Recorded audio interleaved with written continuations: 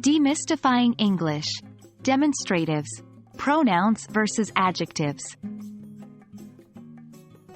Hello everyone.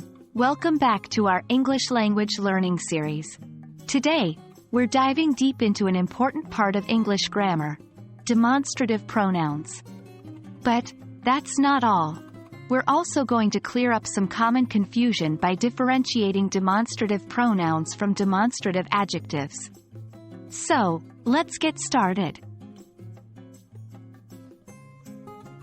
Demonstrative pronouns are words that we use to point to specific things or people.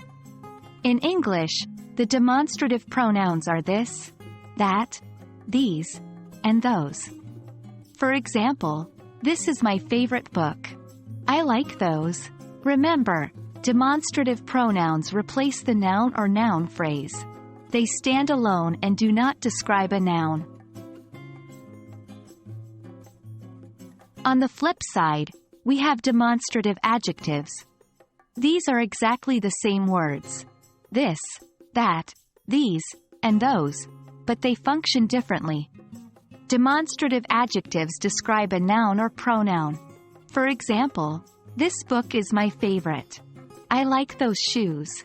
In these sentences, the words this and those are attached to a noun and they are helping to describe it. Let's focus on what differentiates a demonstrative pronoun from a demonstrative adjective. The most important factor is context and usage. 1. Demonstrative pronouns stand alone. They replace the noun or noun phrase, as in, this is beautiful. 2. Demonstrative adjectives accompany a noun. They modify the noun or noun phrase, as in, this painting is beautiful. Let's practice. I'll say a sentence, and you identify whether the demonstrative is acting as a pronoun or an adjective. I don't like this. Do you see those over there? These apples are tasty. That is the one I want. Now, compare your answers with mine. Pronoun, pronoun, adjective, pronoun. Don't worry if you made mistakes. The key is practice.